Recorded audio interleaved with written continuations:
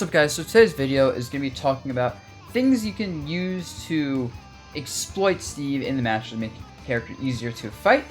This character is pretty new. I'm not going to talk about how good or bad the character is, just to get straight down to the things you can take advantage of. So let's get right into it. One of the biggest things off the get-go is that this character is slow in the air, right? So what this means is when the character jumps and doesn't hit you or isn't in immediate threat range, they have a lot of trouble retreating. So you see a Steve do like this, and they're just not hitting you. Combine that with very low jump height, and it's a big point of vulnerability. You can whip punch with a dash attack, you can use like a tether grab, you can use a projectile, a longer hitbox like say a Martha or a sword. Can all be used to really punish this character for whiffing their jumps. And you might say, what if they side B instead? Well, luckily you can challenge side B pretty easily if you space hitbox as well. Specifically, when this character side Bs, you can challenge in front of the cart. Be better off trying to challenge the head and just hit Steve out of it, because it doesn't matter if this character uses a mix up of attack or grab if you just hitting them through it. And keep out with cart, Steve can't like angle the cart upwards or anything, right? It always goes down, even with redstone and gold. So that means you can pretty much just always be slightly above this character and outside of their attack range. And if they're in the air, they can't threaten you in the slightest. And that's a huge thing to take advantage of when fighting this character. They go easy, double jump cart, but their jump height once again is very low. It's kind of easy to see a cart coming because they'll do it like outside of their attack range. Like if they're here, Steve's will a lot of times do like jump fair. But if they're like here, expect the jump cart because they're a little bit farther away and they should know they can't hit you with the forward air because their airspeed is so slow. Especially if you see a double jump, you can almost always expect double jump into something like that. Heck, you can even try running underneath them if you think they're gonna cart. Oh, that's susceptible to getting down aired, obviously. Now, speaking of down air, actually, down air is like better Pac-Man Hydrant. So you have to respect, you have to try and challenge the character a little bit from the sides, or once if you're like kind of right above them, down air obviously not gonna threaten you. But also, and there's some people don't know about the Pac-Man magic either, if Pac-Man or Steve is right above you and you have a hitbox with a decent amount of power, disjoint, you can actually challenge the down air pretty well. You have to like figure out what moves your character has. A character like Sheik might struggle with this, but a character like Ike can just up air and air through it. Yeah, you can clank the down air as it's coming down and hit through it to hit Steve, which is huge in the matchup. If you tell the character they just can't down air you, you're challenging that consistently, that hurts the disadvantage state a lot. And if you have a reflector, this matchup is so much easier because you can reflect the down air and kill them really early off the top. You can also reflect the cart, which is a big deal, even with Steve being inside the cart. And it's just a huge difference maker in the matchup. Speaking of tools to use iron, this character, pretty bad without iron. I think that goes without saying that like you need iron with this character to be functional because you need your side mix-ups, you need your down air. But without it, this character loses that stuff, so they're basically just exploitable. Like if this character is in disadvantage without iron, you have no need to respect them. They don't have a downer anymore, so they don't have anything hits below them well. They don't have any ability options anymore, except like up B, which isn't gonna work. They can like neutral B, but that's not great. I'll talk about in a second. And the point is they stink there. And especially the ledge. Their ledge mix-ups are pretty good with like side B and stuff, but the moment they don't have side B available, their only unique mix-up is this, jump into neutral B, which loses people just pressing buttons at the ledge, which is, how you play ledge trapping and ultimate, just kind of mash buttons and try to catch things. So the main mix-up at the ledge without iron isn't even going to be that good versus you just playing ledge trapping right. And the only thing to have the ledge is particularly good is the ledge roll goes pretty far. Their thin body helps a lot as well for avoiding getting hit. So keep that in mind, the ledge roll is a bit hard to catch. And their other gap options are a little bit tricky to space against because they're so thin. And like their body doesn't move during animations much. But yeah, just keep that in mind. Also, actually, one combo to keep that in mind too is that since they have a thin body with like an animation that doesn't really change much, they're a little bit tricky to combo. Especially if your combos rely on hitting people from the side more than hitting them from below. So just make sure you're being a bit more precise with your combos when fighting this character. Now, another thing to keep in mind with this character. When this character is in the air, airspeed kind of sinks already, but when they're putting down blocks, they're extra slow in the air. So if you know Steve's going to be putting down blocks, that's actually your chance to go in because you can oftentimes punch through blocks with most characters from below. You can chase them from underneath and get like behind them where they're facing the blocks towards. You can just jump on the blocks and attack them because they're stuck in their lag using these blocks. Keep in mind, like, there's a decent amount of lag when putting blocks down, when farming, when crafting. Basically, anything that involves their B button, there's the decent amount of lag. So you can always put pressure on them when they're anytime you're using that, no matter where it is. And definitely something you should think about doing.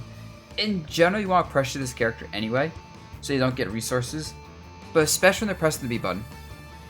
Whether it's with normals, you know, just running around, trying to scare them. Projectiles are very good. If you have spammable projectiles like Lynx, Duck Hunt, just any of those characters, you can really punish this character for playing passive, but also keep them from approaching you.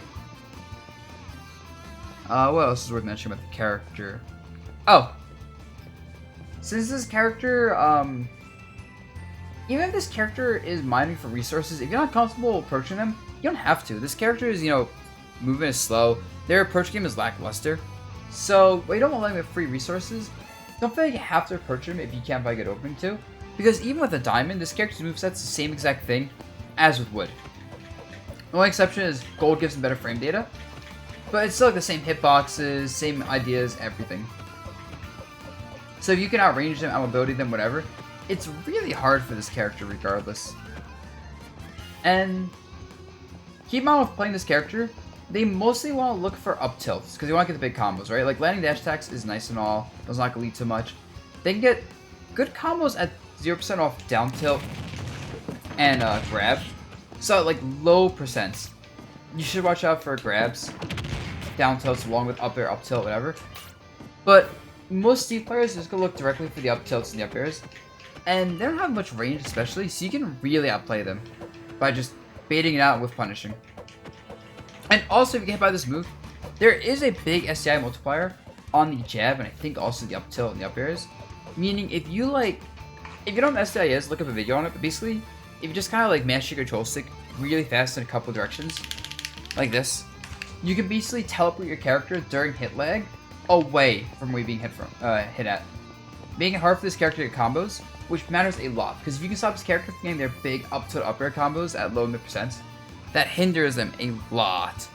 Because like there's a difference between a Steve player doing like a 0-70 on you to start stock off versus like hitting you with like forward airs to like 40% and then being unable to get these big conversions of up tilts and up airs, meaning you have to work a lot more for the damage. Now speaking of their normals, by the way, try not to show much in this matchup. They have really good show pressure overall. Jab is not safe up close, but like at this range it's pretty hard to punish for most characters. Down tilt's +5 on block. Although you can sometimes jump out and you like the edge of the move. Up tilt. So the front hit's safer than the back hit. The back hit's like -4 with wood and -2 with like diamond. And it's something like -1 on the front hit with wood and like +2 on block with the diamond, which basically means it's safe. All this stuff just means it's safe. It's just the level of safety and mashing. Unless you have like game watch up B, can't really do much about it. You just have to kind of roll away, jump away, whatever. It's hard to press the button to challenge them just doing like this. So you're better off not even putting yourself in a situation where you have to take this guessing game, because this character hits hard. What else about this character in the matchup? Keep in mind if you have a reflector, I think I mentioned this, that like reflecting side B, down air, down smash, down tilt, it's all really good and hurts this character a lot. Oh, when this character's off stage, their recovery is exploitable, and you should be looking to take full advantage of this recovery when you can. The Epi only has a hitbox at the start of the move. Afterwards, there's no hitbox there. And it's pretty easy to 2-frame, especially because it's hard for the Steve to angle this. It's not like the freest recovery in the world. So if you have an above average 2-frame, pretty easy to do that. If you have like go off stage, cover the ledge option, that's easy as well, like Palatine and Nair. That's very free on Steve. You just do it over and over until eventually they die or they go so high you can catch their landing and then kill them. And if this character goes too low, like here, you know they're basically forced to side B, which means it's a very easy opening for you to get very aggressive off stage and hit him out of the side B before they can up B. So if you see Steve like going here because you keep catching the recoveries from the side, just chase them aggressively down there. Don't let them have a chance to act out of side B. And if they don't have a side B or any iron, then you know that mix-ups are super limited, making it even easier to edge guard them. What else is there? Oh, and this is a big pet peeve of mine. When I see people not hard punish up smash, I'm just like, bro, what are you doing? Just kill him for it. This move, infinite lag. Like, if you block the first part of the move, I need water. Oh my god, my lips are too dry. If you block the first part of this move, unless you're a very tall character like Rosalina, you can drop shield and charge a smash, and the second part won't hit you. So, this is huge in the matchup, because I see a lot of people like block this move and then like dash attack or grab, when you could be like charging a full smash. If you game watch and you block this move, charge down smash like 50, and afterwards charge a forward smash, they're dead. And if this move whips especially, just run up to him and just like forward smash. Like if you're Ike, legit just run up, full charge forward smash, and release it. The only thing to watch out for is you want to make sure you release it as she's gonna hit the magma block, because there's very low end lag after that part of the move. It's kind of a deceiving animation, I'd say. So just be very aware of when you want to release your attack to get the full punish. But this character should not be going with that. And ideally, if you fight a player who you know wants to use up smash, try baiting it out, drifting back, or air dodging past it, and then punishing it. Just 1 or 2 hard punishes is all you need to win a match, and really get into the Steve player's head. Speaking of up smashing, actually, you know, a lot of Steve players are going to do this instead of up smashes when you jump on top of them. Easy chance to bait that out. And keep in mind when Steve players put down these blocks, they are limiting your mobility, yes, but they also limit their mobility. Steve has a lot of trouble getting past the blocks due to their lack of mobility, especially if it's like this, meaning you know they can't move forward and be aggressive against you.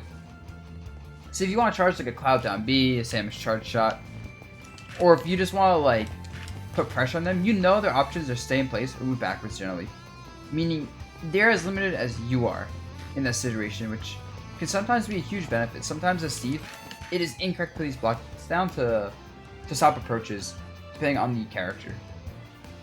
And yeah, that's all the advice I can think of for fighting this character. Hope it was helpful for anyone, you know, still struggling with this somewhat new DLC. It's been like, what, 2 or 3 weeks now, so a decent amount of time, but, you know, people are still, you know, finding new stuff for this character every day. And with that said, guys, peace out. Hope this was a nice video.